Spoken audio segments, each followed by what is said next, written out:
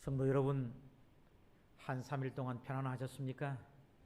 오늘은 로마서 8장 18절부터 30절에 있는 18절의 말씀을 가지고 30절에 있는 현재의 말씀을 가지고 30절의 영광이라는 현재의 말씀을 가지고 30절의 영광이라는 현재의 말씀을 가지고 우리 다 함께 여러분의 말씀 가지고 계시죠? 우리 다 함께 여러분의 말씀 가지고 계시죠? 우리 다 함께 여러분의 말씀 가지고 계시죠? 우리 다 함께 여러분의 말씀 가지고 계시죠? 우리 다 함께 여러분의 말씀 가지고 계시죠? 우리 다 말씀을 우리 함께 읽어보도록 하겠습니다. 시작. 생각건대 현재의 고난은 장차 우리에게 나타날 영광과 좋게 비교할 수 없도다. 자, 여러분, 여기에 두 가지 중요한 단어가 나옵니다. 이 18절에 보면 첫째는 고난입니다. 두 번째는 영광입니다. 고난은 우리의 현재 삶에서 고통과 탄식을 유발합니다. 그러나 이 고난은 우리에게 미래에 나타날 영광과 비교해 볼 때 아무것도 아니라는 것입니다. 좋게 비교할 수 없도다, 이렇게 바울이 말을 하고 있습니다. 바울은 본문에서 세 종류의 탄식에 대해서 말을 하고 있습니다. 자, 첫 번째 탄식은 자연의 탄식입니다. 천연계의 탄식. 두 번째는 성도의 탄식, 세 번째는 성령의 탄식에 대해서 말을 합니다. 자, 첫 번째, 이 천연계의 탄식에 대해서 살펴보겠습니다. 22절의 말씀입니다. 피조물이 다 이제까지 함께 탄식하며 함께 고통하는 것을 우리가 아나니.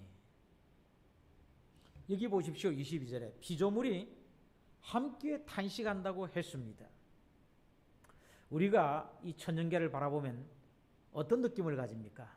참으로 아름답다, 이런 느낌을 가지죠. 그러나 이 자연을 깊이 들여다보면 그 자연 속에는 탄식이 있고 신음이 가득 차 있다는 것을 알 수가 있습니다. 일본에 유명한 종교가가 있습니다. 우치무라 간조라는 사람이에요. 이분이 로마서 8장을 강의하면서 자연의 탄식을 이렇게 탁월한 언어로 묘사하고 있습니다. 제가 한번 읽어보겠습니다. 사람은 자연의 아름다움을 말한다. 하지만 그 아름다움은 겨우 표면에 그친다. 이면으로 들어가면 미가 아니라 추위다.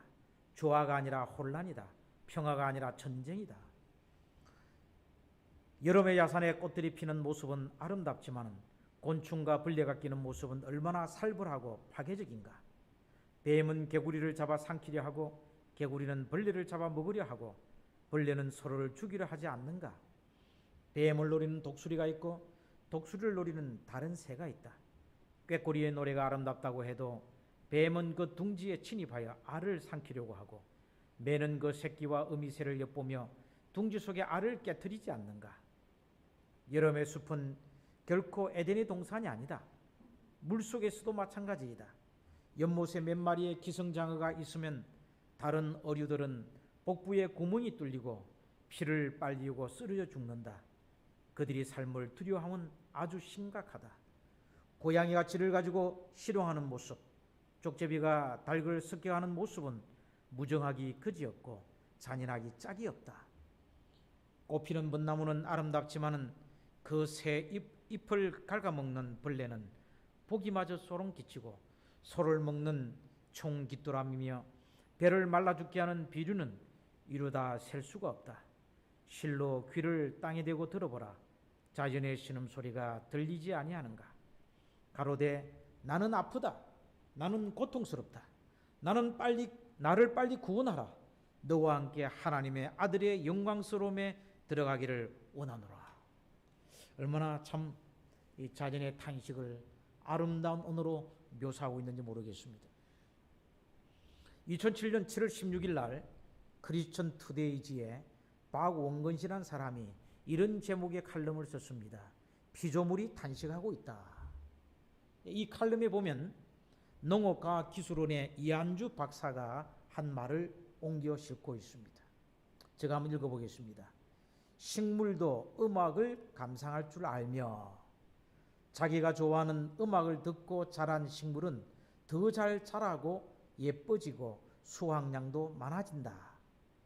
그리고 병에 대한 저항력이 높아질 뿐만 아니라 열매의 맛도 좋아진다. 이처럼 여러분, 식물들은 노래를 들을 뿐만 아니라 노래를 부르기도 한다는 것입니다. 최근에 농촌진흥청에서 이런 실험을 했다고 합니다. 실험실에 놓인 작은 뽕나무 잎을 한 연구원이 플라스틱 막대기로 내리쳤습니다. 몇 번을 힘있게 내리쳤어요.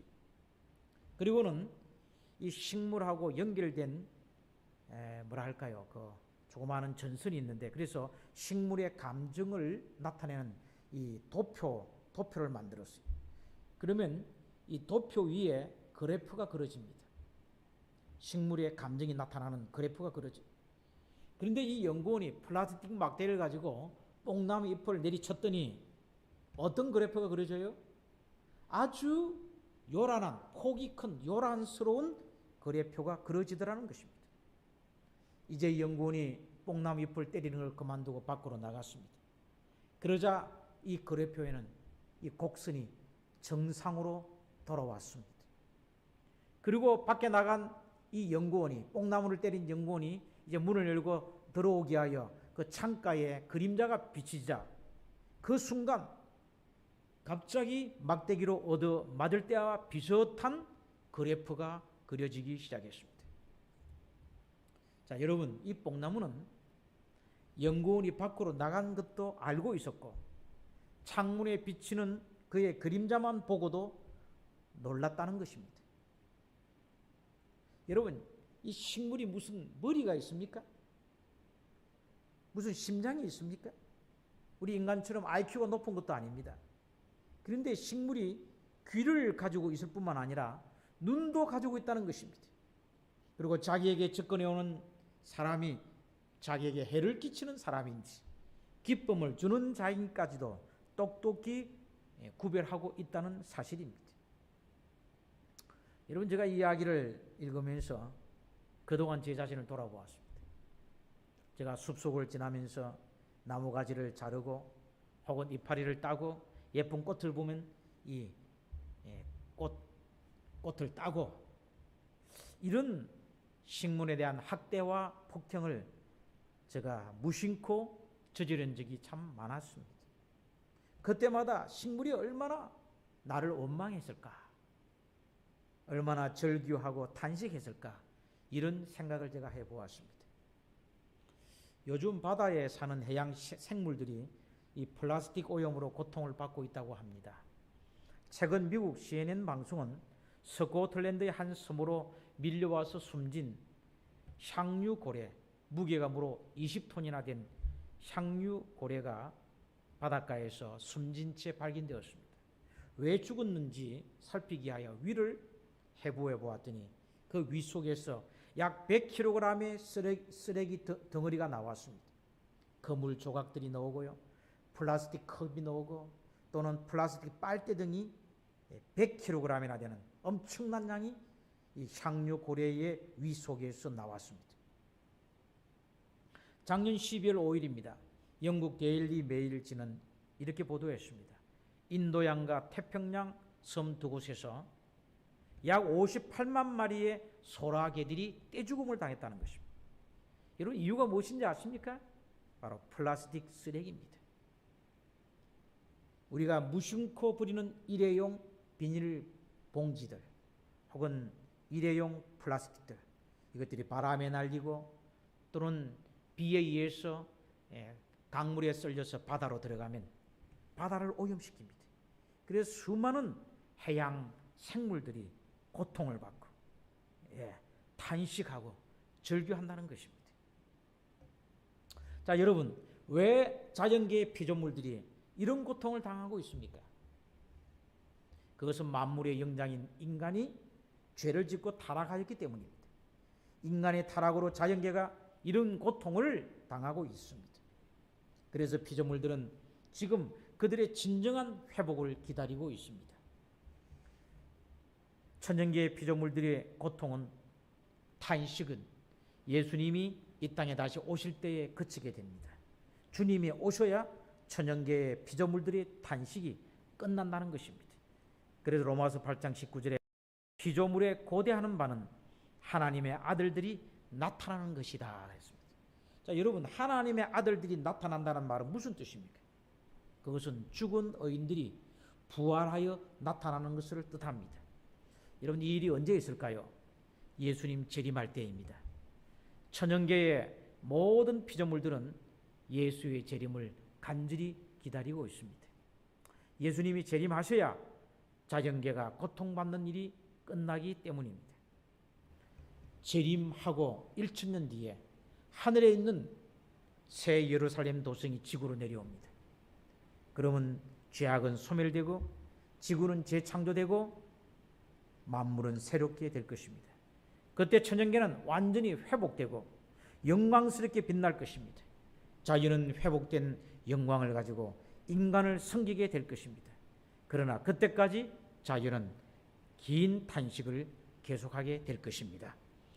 자, 이제 여러분, 두 번째는 성도의 탄식입니다. 23절을 보겠습니다. 이뿐 아니라 또한 우리 곧 성령의 처음 익은 열매를 받은 우리까지도 속으로 탄식하여 양자될 것 곧 우리 몸의 구속을 기다리느니라. 여기 성령의 처음 익은 열매를 받은 우리는 누구죠? 성도들입니다. 우리 성도들은 성령의 열매들을 많이 받았습니다. 근데 여기 열매라는 단어는 원어 성경에 복수로 나와 있습니다. 단수가 아닙니다. 그 말은 성령이 예수 믿고 예수님을 구주로 받아들인 사람들에게 많은 성령의 열매들, 선물들, 축복들을 주고 있다는 것입니다. 어떤 것들이 있습니까? 사랑과 희락과 화평, 오래 참음, 자비, 양순, 충성, 온유, 절제 등등 수많은 축복들을 성령이 우리에게 주고 있습니다. 그래서 우리는 구원의 기쁨을 누리고 날마다의 삶 속에서 평안을 누리고 사는 것입니다. 자, 그런데 이런 성령의 축복을 받은 성도들이 좀 어떻게 한다고 했어요? 속으로 탄식한다고 했습니다. 여러분, 23절 보세요. 속으로 탄식한다. 자, 왜 성도들이 탄식을 할까요? 이렇게 성령의 축복을 많이 받았는데 왜 탄식하며 살아야 합니까? 로마서 8장 17절 18절에 그 이유가 나옵니다. 우리가 그와 함께 영광을 받기 위하여 고난도 함께 받아야 할 것이니라. 바로 고난 때문입니다. 우리가 이 땅에 살아가면서 당하는 고난들, 인생의 시련들 때문에 우리는 탄식을 하는 겁니다. 그러면서 18절에 보겠습니다. 생각하건대 현재의 고난은 장차 우리에게 나타날 영광과 비교할 수 없도다. 자, 왜 하나님께서는 우리를 부르시고 당신의 자녀로 삼으시고 미래의 엄청난 영광들을 우리에게 약속하셨는데 이런 우리에게 고난을 허락하실까요? 이유가 무엇입니까 도대체? 로마서 8장 29절에 그 이유가 나옵니다. 하나님이 미리 하신 자들로 또한 그 아들의 형상을 본받게 하기 위하여 미리 정하셨으니 이는 그로 많은 형제 중에서 맏아들이 되게 하려 하심이니라. 자, 여기 그 아들의 형상을 본받게 하기 위해서라고 했습니다. 그 아들이 누굽니까? 하나님의 아들 예수 그리스도. 예수 그리스도의 형상을 본받도록 하기 위해서 우리의 삶에서 고난을 허락하신다고 말합니다. 예수의 형상을 본받아 우리 인격이 성숙되고 우리의 삶이 거룩해지도록 하기 위하여서 우리의 삶에, 성도들의 삶에 우리 하나님이 고난을 허락하시는 것입니다. 이것이 성도들이 영화로운 영광의 약속을 받았음에도 불구하고 이 땅에서 고난과 더불어 살아가야 할 이유인 것입니다. 서구 사회의 결혼 풍습에 이런 것이 있습니다. 시집가는 딸에게 엄마가 진주를 주는 전통이 있다고 합니다. 여러분, 이 진주 이름을 영어로 frozen tears라고 부릅니다. frozen, 얼어붙은, tears, 눈물, 얼어붙은 눈물. 왜 진주를 주면서 얼어붙은 눈물이라고 이름을 지었는가? 그 이유는 딸이 시집가서 흘려야 할 수많은 눈물들을, 그것을 이 친정엄마가 생각하고 얼어붙은 눈물이라고 이제 이름을 지었다는 것입니다. 여러분 아시다시피 이 진주는 바다에서 나옵니다. 이 진주는 아비큘리데라고 불리는 특별한 조개에서 만들어집니다. 이 조개 속에 모래알이 들어오면 이 조개는 낙하라는 물질을 분비합니다. 이 낙하라는 물질을 분비해서 조개 속에 들어온 이 모래를 감싸기 시작합니다. 그래서 낙하가 더 많이 두껍게 덮일수록 진주의 크기가 커집니다. 그리고 진주의 가격이 올라가는 거죠. 낙하는 아주 조금씩 천천히 쌓이기 때문에 아주 작은 진주도 수개월이 걸리고 큰 진주는 몇 년이 걸린다고 합니다. 사랑하는 여러분, 우리 그리스도인의 삶도 꼭 마찬가지입니다. 조개 속에 모래가 들어오지 않으면 진주가 만들어질 수가 없지요. 마찬가지로 그리스도인의 삶 속에 고난의 모래알이 들어오지 않는다면 진주처럼 아름다운 품성이 만들어질 수가 없습니다. 그래서 하나님은 아름다운 진주와 같은 품성을 우리 속에 만들어내기 위해서 성도들의 삶에 고난을 허락하시는 것입니다. 이 고난 때문에 성도들은 속으로 탄식합니다. 그리고 양자될 것, 우리가 최종적인 몸의 구속을 기다리고 바라보고 있는 것입니다. 우리는 때때로 긴 고난의 밤중이 계속될 때에 고난의 건너편에 있는 영광을 바라보지 못하고 하나님 앞에 이렇게 질문합니다.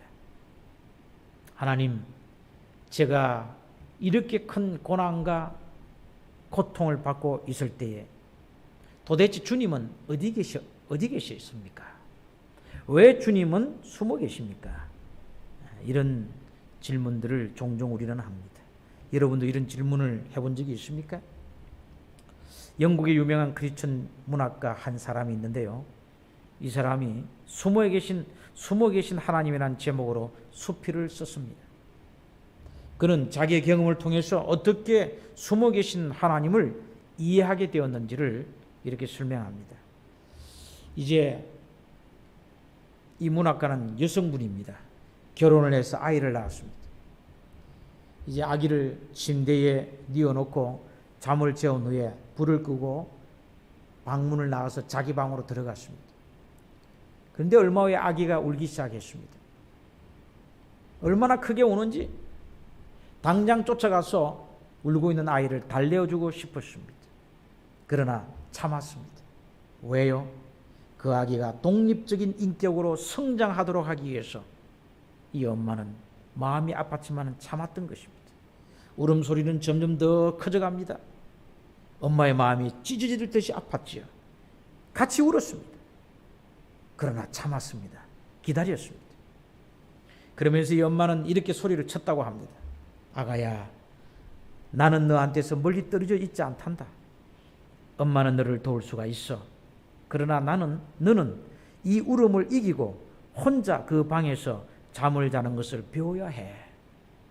그래야 너가 성숙하게 되고 성장할 수 있단다. 이런 독백을 하는 중 이 문학가는, 작가는 숨어 계신 하나님, 우리가 고통과 고난을 받을 때 보이지 않고 숨어 계신 하나님을 이해할 수가 있게 되었다고 고백을 합니다. 사랑하는 여러분, 우리의 삶이 공고할 때에 하나님은 숨어 계십니다. 우리가 그렇게 기도하건만 우리의 기도는 잘 응답되지 않는 것처럼 느껴집니다. 그럴 때 하나님을 생각하시고 하나님을 신뢰하시기 바랍니다. 우리가 고통받을 때, 우리가 탄식할 때 하나님도 고통받고 하나님도 탄식한다는 사실을 꼭 기억하시기를 바랍니다. 왜 하나님이 숨어 계십니까? 우리의 성숙을 위해서, 우리의 영적 성장을 위해서, 진주처럼 아름다운 우리의 품성을 갈고 닦도록 하기 위하여서 하나님이 우리 곁에서 숨어 계십니다. 그래서 우리 성도들의 삶 속에 탄식이 있는 것입니다. 우리는 탄식을 하게 되는 것입니다. 세 번째, 성령의 탄식입니다. 26절을 보겠습니다. 이와 같이 성령도 우리 연약함을 도우시나니 우리가 마땅히 빌 바를 알지 못하나 오직 성령이 말할 수 없는 탄식으로 우리를 위하여 친히 간구하시느니라. 여러분, 왜 성령이 탄식할까요? 이게 성령이 탄식한다고 했습니다. 하나님의 형상을 따라 창조받은 우리 인간들이 하나님의 형상을 잃어버리고 고통과 살육의 경쟁 속에서 서로를 죽이고 서로를 괴롭히는 이런 삶을 바라볼 때 성령이 말할 수 없이 탄식하는 것입니다. 피조물 가운데서 하나님의 형상을 따라 지음받은 인간이 하나님의 뜻을 따라 살지 못하고 고통 속에서 신음할 때에, 그리고 탄식할 때에, 성령이 그 모습을 바라볼 때에 깊이 성령 하나님이 탄식하는 것입니다. 그리스도 예수의 보혈로 말미암아 죄사함을 받고 구원받은 하나님의 자녀들이 여전히 죄 속에 빠져서 비틀거리고 허덕이고 있을 때에, 방황하고 절망하고 있을 때에, 그 모습을 바라볼 때에 성령 하나님은 말할 수 없이 탄식하시는 것입니다. 근데 여러분, 이 성령의 탄식은 절망적인 탄식이 아닙니다. 우리를 돕고자 하는 탄식인 것입니다. 26절 보십시오. 이와 같이 성령도 우리 연약함을 도우시나니. 우리 연약함을 도우시나니. 자, 여러분, 성령이 우리를 어떻게 도우실까요? 우리 연약함을 도운다 했습니다. 이 본문에 보면 성령은 우리를 두 가지로 도우십니다. 첫 번째, 기도로 도우십니다. 26절을 보겠습니다. 성령도 우리 연약함을 도우시나니 우리가 마땅히 빌 바를 알지 못하나 오직 성령이 말할 수 없는 탄식으로 우리를 위하여 친히 간구하시느니라. 여러분, 성령님은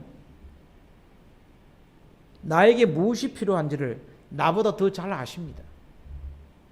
내가 무엇을 필요해야 할지 잘 모를 때 성령님은 나에게 무엇이 최선인지를 아시고 나를 위해 하나님 앞에 간구하십니다. 나의 삶이 비틀거리고 부정직과 그릇된 선택에도 불구하고 오늘까지 우리가 이렇게 버티고 살아가는 이유는 성령님의 기도 때문입니다. 성령님이 나를 위하여 간절한 마음으로 기도하고 하나님 앞에 간구하기 때문에 그 성령님의 도우심으로 우리가 오늘까지 죄악된 세상 속에서 우리는 이렇게 버티고 살고 있는 것입니다. 두 번째로, 성령님은 우리가 연약할 때에 우리 곁에서 다가와서 우리의 짐을 들어주십니다. 여기에 우리가 연약할 때 성령이 도우신다고 했잖아요. 이와 같이 성령도 우리 연약함을 도우시나니, 26절에 그렇게 되어 있죠. 도우시나니. 여기 도와준다는 이 단어는 부모가 어린 아기가 그런 말을 배울 때에 옆에서 엄마가 도와주잖아요. 혹은 아빠가 도와주잖아요. 그때 사용되는 단어가 바로 도우시나니라는 단어입니다. 여러분, 이 부모가 어린 아이 그런 말을 이제 가르칠 때에 이 어린 아이가 한 대죽 두 대죽 뗀 다음 넘어질 수가 있어요. 방바닥에 철썩 넘어집니다. 그리고 웁니다. 그러면 부모가 이 아이를 정죄합니까? 근데 그것도 걷지 못하고 한두 떼죽 떼고 나서 넘어지느냐고 이렇게 아이를 나무랍니까?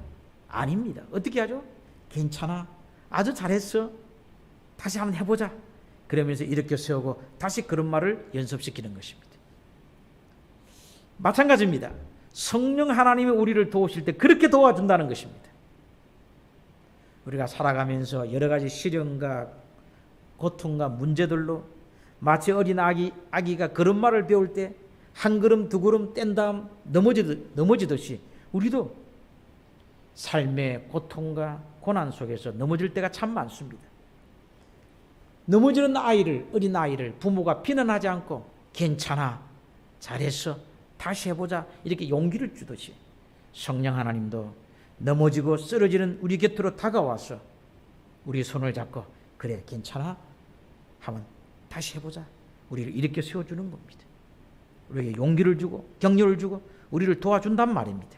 그것이 성령이 우리의 연약함을 도우시나니 그런 뜻이 되겠습니다. 두 번째로 또 이 도우신다는 뜻은 어떤 사람이 무거운 짐을 한 짐 지고 갑니다. 너무나 무거워요. 어깨가 아프고 허리도 아프고 비틀비틀 하다가 얼마 가지를 못하고 그냥 주저앉습니다.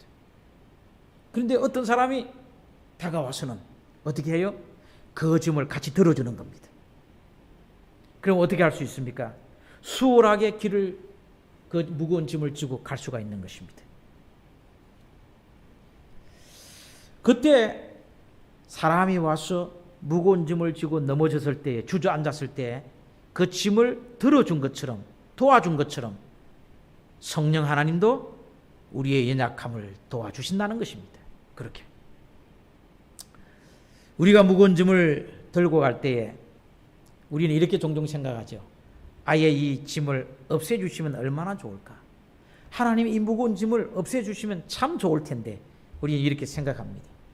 그러나 성령님은 우리가 인생에 짊어지고 가는 짐을 절대로 없애주지 않습니다. 대신 어떻게 해주셔요? 그 무거운 짐을 잘 들고 갈 수 있도록 우리 곁에 와서 함께 들어주신다는 겁니다. 짐을 버리고 가게 하는 것이 아니라 짐을 지고 가되 그 짐을 목표까지 잘 지고 갈 수 있도록 성령 하나님이 우리 곁에 와서 우리의 무거운 짐을 함께 들어주신다는 것입니다. 얼마나 이 성령 하나님이 좋으신 분입니까? 우리가 삶에서 고난을 당하고 긴 한숨과 탄식을 할 때에 성령님이 계십니다. 그분이 안타까워하십니다. 탄식하십니다. 그리고 우리가 기도할 때, 도와달라고 기도할 때 성령님이 우리 곁에 와서 우리의 무거운 짐을 함께 들어준다는 사실을 여러분 믿으시고 마음의 용기와 힘을 얻게 되기를 간절히 바랍니다. 자, 그렇다면 여러분 이제 오늘의 나의 탄식이 어떻게 내일의 영광을 가져다 줄 수 있을까요?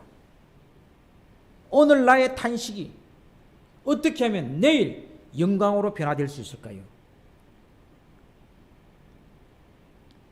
오늘의 탄식이 내일의 영광이 되기 위해서는 우리는 두 가지를 해야 합니다. 이거 우리의 몫입니다. 첫째, 영광을 소망하는 것입니다. 하나님이 우리를 위하여 예비하신 그 영광을 바라보는 것입니다. 24절과 25절입니다. 우리가 소망으로 구원을 얻었음에 보이는 소망이 소망이 아니니 보는 것을 누가 바라리요. 만일 우리가 보지 못하는 것을 바라면 참음으로 기다릴지니라. 여러분, 보이는 것은 소망이 아닙니다. 성경이 우리에게 소망이라고 말한 것은 현재 내 눈에 보이지 않는 것을 두고 소망이라 말한 거예요. 그렇기 때문에 눈에 보이지 않는 것을 우리가 바라고 소망할 때는 인내가 필요합니다. 눈에 보이면 참 좋은데 눈에 보이지 않기 때문에 어떻게 해야 돼요? 참고 인내하고 기다려야 하는 것입니다. 이게 로마서 8장 18절에 생각하건대 현재의 고난은 장차 우리에게 나타날 영광과 비교할 수 없도다 했습니다. 여기 생각하건대 이 뜻은, 이 원래 단어의 뜻은 계산해 보다라는 뜻입니다. 우리가 잘 계산해 봐야 됩니다. 내가 현재 당하는 고난하고 미래에 하나님이 나에게 주실 영광, 그 영광과 우리가 한번 비교, 검토하고 계산해 봐야 돼요.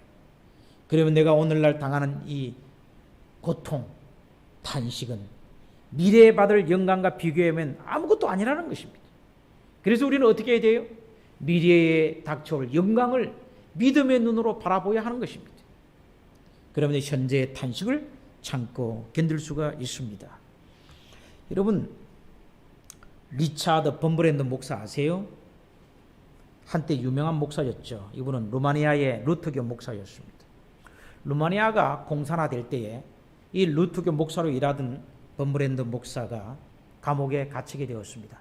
그리고 14년 동안 감옥에서 생활을 했습니다. 그러다가 서방 신자들의 재정적인 도움을 받아서 석방이 됩니다. 그리고 전 세계를 다니면서 신앙 간증을 하게 되었습니다. 여러분, 지금부터 44년 전인 1976년 11월 달 싱가포르에서 열린 원동지회 연례 행정위원회 아침 예배 시간에 이분이 간증을 하게 되었습니다. 그가 루마니아 감옥에 있을 때에 함께 지냈던 재림 신자들에 대한 간증을 했습니다. 그 강제 노동 수용소에는 15만 명의 죄수들이 있었습니다. 이들은 큰 대수로를 파는 공사를 하였습니다. 이 수로 공장에는 6명의 재림 신자들이 있었습니다. 이들은 토요일에 일을 하지 않습니다. 일을 하지 않겠다고 버티니까 감독관들이 와서 매질을 합니다. 피투성이가 될 때까지 이들은 맞았습니다. 그래도 일을 하지 않는 것입니다. 왜요? 토요일은 하나님의 율법의 네 번째 계명에 기록된 거룩한 날이기 때문에 이들은 매질을 당해가면서도 토요일에 일을 하지 않았던 것입니다.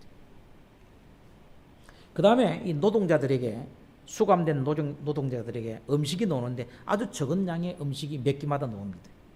근데 그 음식들 중에는 육류가 있었어요. 근데 이 6명의 재림신자들은 육고기가 나오면 그 육고기를 먹지 않았습니다. 왜냐하면 육류 음식이 그것이 소고기인지 돼지고기인지 몰랐기 때문에. 어떨 때는 빵 한 조각을 가지고 일주일을 먹고 살았던 것입니다. 그런데 그들은 다른 사람보다 훨씬 더 건강해 보였습니다. 하나님의 기적으로 그들은 살았던 것입니다. 그리고 이 재림신자들은 11조를 매우 엄격하게 드렸다고 합니다. 여러분, 그들이 감옥 생활을 하는데 무슨 수입이 있었겠습니까? 한 주일에 빵 한 조각, 이것이 그들의 유일한 수입이었습니다. 그러면 이 빵을 10등분을 냅니다. 그 중에 한 등분을 11조로 구별해 놓습니다. 그리고 자기들보다 더 배고파하고 또 연약해 보이고 또 불쌍해 보이는 사람들에게 그 11조로 떼어놓은 그 빵 한 조각을 그들에게 주었던 것입니다. 그 감옥에는 플로리아라는 이름의 재림신자가 있었습니다. 이 안식일을 지키기에 너무나 모진 매질을 당해가지고 이 목 밑으로는 다 마비가 되었어요. 두 팔도 사용하지 못하고 두 다리도 사용하지 못하고 목만 간신히 움직일 수가 있었습니다. 그런데 그런 고통 속에서도 이 감옥 속에 있는 수만 명의 사람 가운데 가장 얼굴에 미소가 흐르고 가장 기쁘고 즐겁게 살아가는 사람이 바로 플로리아라는 우리 재림신자였습니다. 그의 얼굴에서는 언제나 환한 빛이 흘러나왔다고 합니다. 같이 있는 이제 타교파 그리스도인들이 자신의 신세를 한탄하고 눈물을 흘릴 때마다 플로리아는 이렇게 말을 했다고 합니다. 형제들이여, 만일 우리의 전망이 그토록 암담하다면 왜 위를 쳐다보지 않습니까? 현재 우리가 당하는 고난을 보지 말고 우리 앞에 있는 미래의 영광스러운 것을 바라보도록 합시다. 이렇게 용기를 주었다고 합니다. 이제 재림신자들은 감옥 안에서도 성만찬 예식을 거행했습니다. 테이블이 없으니 플로리아의 이 가슴이 성만찬 테이블 노릇을 했습니다. 어느 날 형제들이 그의 가슴에다가 빵을 올려놓고 성만찬 예식을 하는데 그는 이 말을 하고 숨을 거두었습니다. 형제들이시여, 하늘을 잃지 마시오. 하늘은 참으로 아름다운 곳입니다. 성도 여러분, 소망은 이렇게 힘이 있습니다. 소망은 아무리 우리가 구차하게 삶을 살고 이 땅에서 어렵게 살고 고난을 받고 또 고통스러운 삶을 산다 할지라도 우리에게 하늘의 소망, 미래의 영광스러운 이 소망을 우리가 잃지 않고 간직한다면 우리는 현재의 고난과 탄식을 참고 견딜 수가 있는 것입니다. 그러므로 우리에게 주신 영광스러운 미래의 소망을 굳게 붙잡는 성도 여러분들 되시기를 간절히 바랍니다. 두 번째는 오늘 나의 삶을 섭리하시고 주관하시는 하나님을 신뢰하라는 것입니다. 하나님을 신뢰하는 것입니다. 이 하나님을 굳게 신뢰하고 믿으시면 현재의 고난과 이 고통의 삶을 우리가 이기고 극복할 수가 있습니다. 그리고 미래의 영광스러운 그 아름다움에 우리는 참여할 수가 있는 것입니다. 2차 대전 이후에 유대인들이 지키는 명절 가운데 제일 큰 명절은 유월절이라고 합니다. 이 유월절이 되면 유대인들이 부르는 노래가 있습니다. 그 노래 이름이 아니마님입니다. 히브리 말로 나는 믿는다라는 뜻입니다. 아니마님. 여러분, 이 노래는 혹독한 아우슈비츠 수용소에서 작사가 되고 작곡된 노래입니다. 유대인들은 그 아우슈비츠 수용소에서 이 노래를 불렀다고 합니다. 이 노래 가사는 이렇게 시작합니다. 나는 믿는다. 나는 메시아가 나를 돕기 위해서 반드시 나를 찾아오리라는 사실을. 그런데 때때로 그 메시아는 너무 늦게 오신다. 동료들이 죽음의 가스실로 불러나가는 모습을 보면서 이 유대인들은 이 슬픈 노래를 불렀다고 합니다. 자, 그런데 이 수용소에 한 젊은 외과 의사 한 명이 있었습니다. 유대인이었습니다. 그런데 모두가 다 이 노래를 부르지만은, 아니마밈이라는 노래를 부르지만은, 이 젊은 외과 출신 이 젊은이는 이 노래 부르기를 거절했습니다. 왜요? 그의 마음속에 다른 믿음이 있었기 때문입니다. 언젠가 하나님이 반드시 오셔서 이런 죽음의 아우슈비츠 수용소에 있지만은 나는 절대로 죽지 않을 것이야. 하나님 나를 구원해 주실 거야. 하나님 나를 구원해 주시기 위하여 이곳으로 오실 거야. 이렇게 굳게 믿는 믿음이 이 청년의 마음속에 있었어요. 어느 날 그는 땅바닥에서 깨진 유리조각 하나를 발견합니다. 그리고 그걸 가지고 옵니다. 그리고 모든 동료들이 잠든 사이에 그는 일어나서 면도를 합니다. 그 유리조각을 가지고. 여러분, 이 유리조각이 무슨 잘 들 수 있겠습니까? 면도칼도 아니고. 힘을 다하여 한 알 한 알 이 얼굴에 있는 이 수염들을 깎기 시작했어요. 그럼 피가 막 상처가 나고 피가 흐르고 그랬어요. 그 다음날 아침이 되면 나치의 경찰들이 가스실로 데려갈 사람들을 이제 끄집어내기 위해서 그의 방에 들어옵니다. 이 젊은 청년보다 더 젊은 사람이 없어요. 가장 젊어요. 그럼 이 사람이 불려나가야 되는데 안 불려나가요. 왜요? 얼굴에 다른 사람들은 다 수염이 길고 꼬재채 있는데 이 청년은 얼굴이 깨끗합니다. 모든 수염이 다 잘라지고 깨끗해요. 살고 싶은 욕구가 강렬하게 비치는 것을 보았기 때문에 이 나치 경찰들이 와서는 차마 이 젊은이를 붙잡고 가스실로 끌고 갈 수 없었던 것입니다. 그래서 다른 사람들을 끌고 갔던 겁니다. 얼마 후에 전쟁이 끝납니다. 이 청년은 수용소를 나올 수가 있었습니다. 수용소를 빠져나오던 날 이 청년은 이 노래를 이렇게 고쳐 불렀습니다. 나는 믿는다. 나의 메시아가 반드시 찾아와 나를 도우시라는 사실을. 그런데 사람들은 너무 서두른다. 사람들은 너무 서둘러 믿음을 포기한다. 그렇습니다, 여러분. 우리가 믿음만 포기하지 않는다면 어떤 환경 속에 있다 할지라도, 어떤 혹독하고 참혹한 환경 속에 있다 할지라도 우리는 그 환경을 이길 수가 있습니다. 왜요? 우리에게는 능력의 하나님이 계시기 때문에, 우리에게는 찬란하고 영광스러운 미래가 있기 때문에 우리는 이길 수가 있는 것입니다. 사랑하는 여러분, 여기에 보면 28절에 우리가 알거니와 하나님을 사랑하는 자, 곧 그 뜻대로 부르심을 입은 자들에게는 모든 것이 협력하여 선을 이루느니라, 이렇게 말을 하고 있습니다. 오늘 나의 삶을 주관하시는 하나님, 나의 삶 속에 오셔서 나를 연단하시고 나의 모든 인생을 지도하시는 하나님이 계신다는 것을 믿는다면 나를 둘러싸고 있는 고난과 시련의 탄식 속에서도 우리는 이 유대인 외과 의사처럼 노래할 수 있습니다. 하나님, 저는 믿습니다. 주의 메시아가 내 삶이 처하고 있는 역경과 어두움 속에서도 도와줄 수 있다는 사실, 그 하나님이 나에게 와서 오셔서 다가오셔서 나를 건져내신다는 사실을 저는 믿습니다. 성도 여러분, 절대로 믿음을 포기하지 마시기를 바랍니다. 끝까지 소망 가운데서, 현재의 탄식 속에서 힘들다 할지라도 미래에 우리 앞에 다가오는 미래의 영광을 보시고 믿음을 포기하지 마시고 하나님을 신뢰하시는 성도 여러분 되시기를 간절히 바랍니다. 그렇게 하면 언젠가 우리가 오늘 탄식하는 이 긴 탄식과 슬픔과 한숨이 기쁨과 환희의 창가로 바뀔 날이 오고 말 것입니다. 그날을 바라보시는 성도 여러분 되시기를 바라면서 말씀을 마치겠습니다.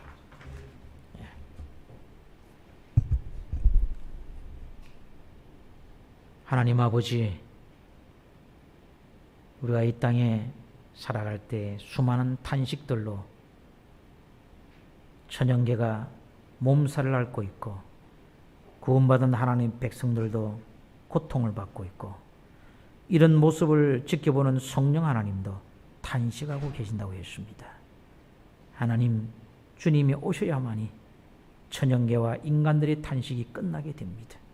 만물이 새롭게 될 때에 우리는 환희의 창가를 부르게 되고 하나님의 영광에 참여할 수가 있습니다.